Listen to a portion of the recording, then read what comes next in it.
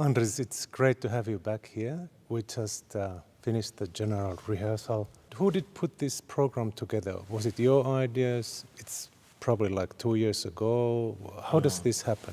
Well, I honestly, I must say, I don't remember 100% how exactly it was put together. It was put together as a teamwork with orchestra, the management, and my suggestions, and then Christian Tetzlav's suggestion. Then at first we thought to do Dvorak violin concerto. Then he had a suggestion to do Widman, and there is also a theme of Widman composer this year for the orchestra. It was a very nice opportunity, and I think it's a great violin concerto, and actually it makes the program more colorful, and all the program is so colorful about the colors that also the Widman concerto is so much about the colors. It's German colors. It's a German composer, so and then we have a French colors, and it's so much the palette is like going into the museum of art gallery.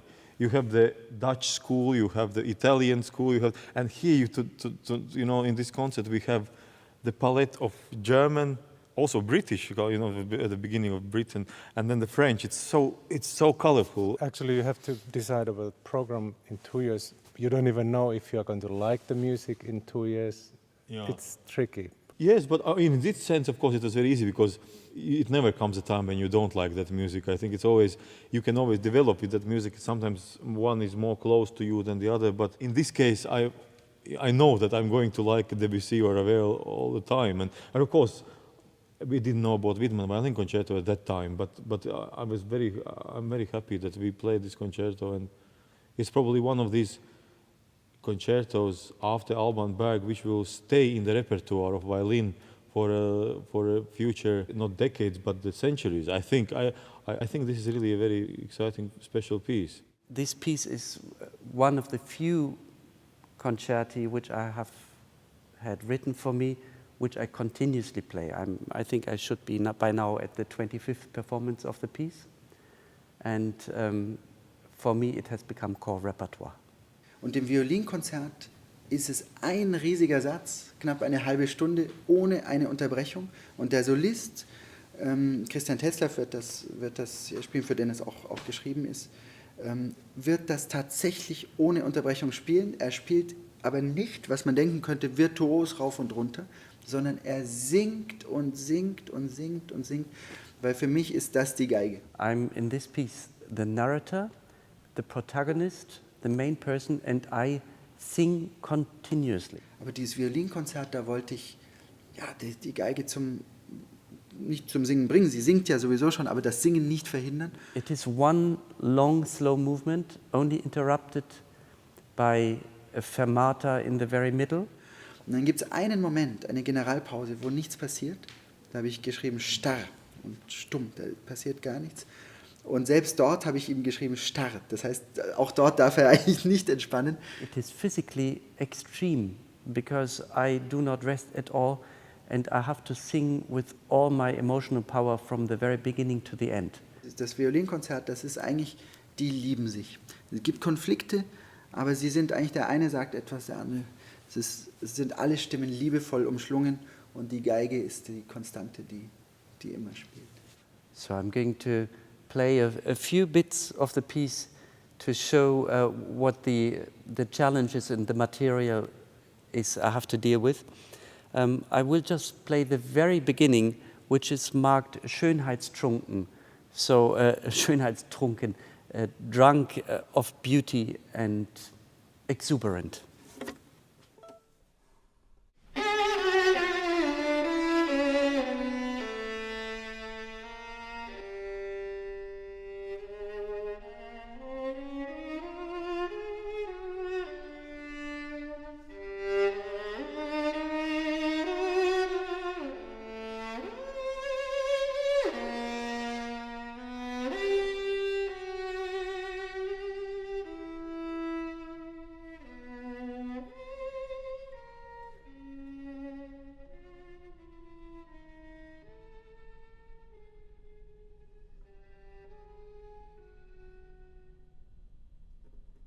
So at the same time we are talking about real violin playing, a romantic outburst, but as you could already feel in the very end of this bit, totally endangered and very close to an abyss most of the time.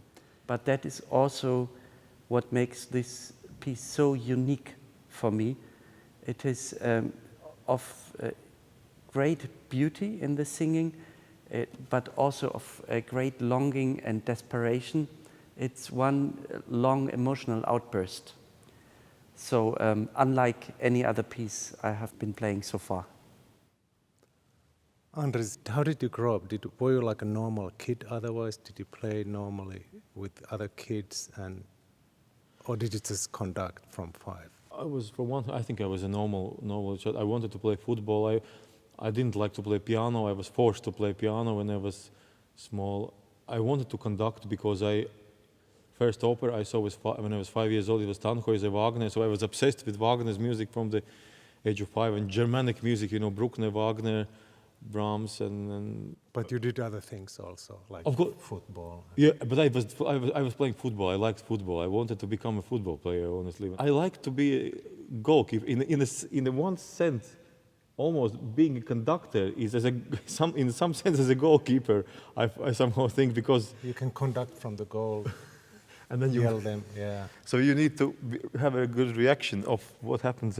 So I like to be a goalkeeper actually, but of course I always want to be a conductor, but not because I wanted to be a boss or I wanted to be in front of people, but I wanted to be involved in this world of fantasy and this atmosphere of music. And as a conductor, you are from first till last bar, you are involved into creating this together with the orchestra. The thing is, there are things which come in the concert spontaneously, and of course the orchestra is so open to the fantasy world, and a little of improvisation even, because this music, it's like La Valse or La Mer, for example, you can't rehearse it 100%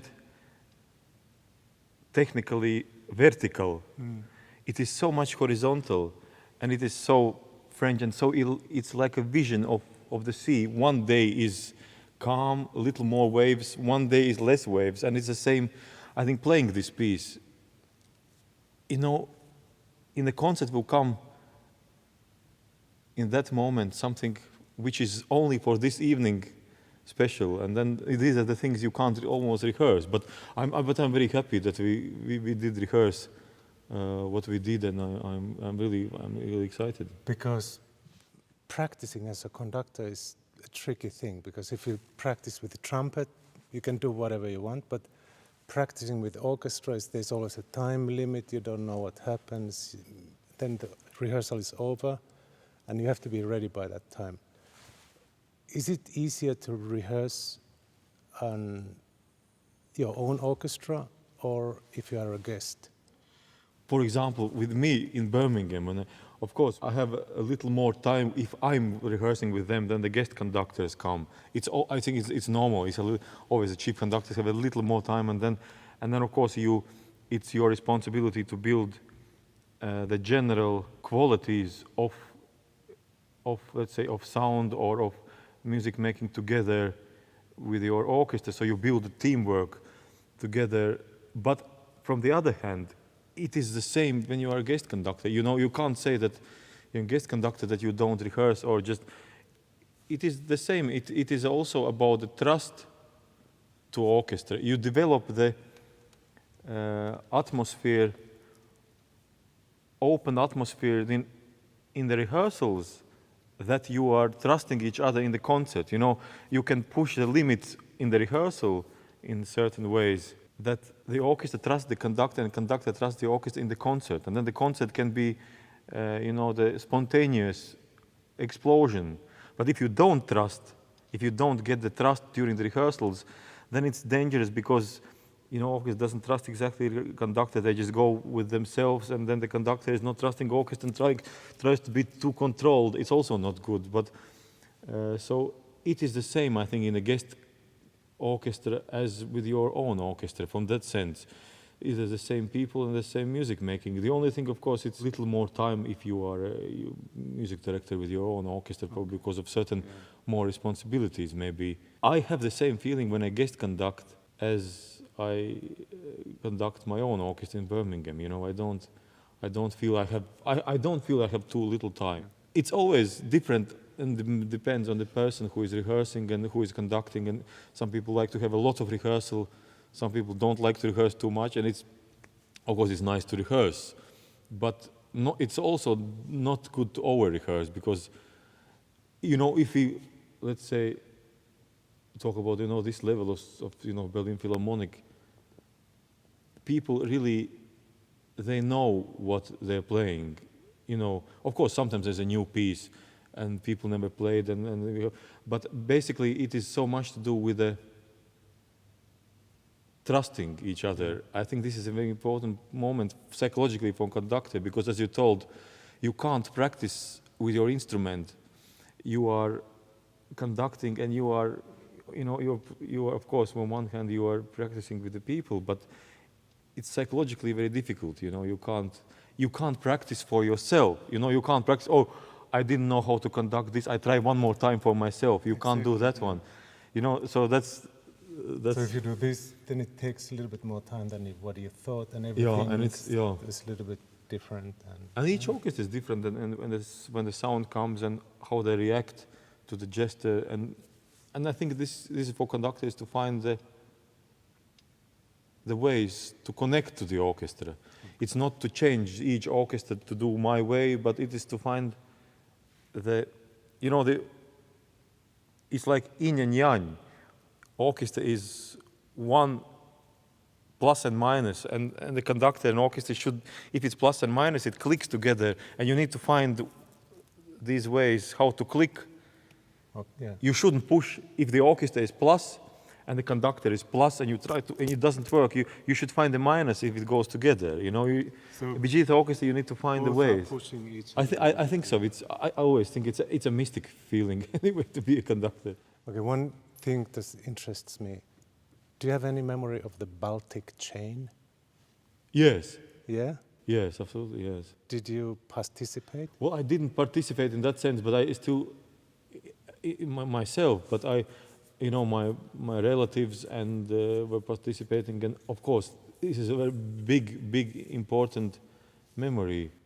The Baltic chain was a chain of human beings from Tallinn to Riga to, so it was, 600 kilometers Yes, long? it is long. It's and amazing. It is amazing, and I still, I still see the videos when the people are standing. It's really amazing, unity feeling of. It's very impressive. It is very impressive. And the thing is, sometimes nowadays, we are forgetting about these things. We are too much obsessed with everyday problem. We are not as united as we used to be.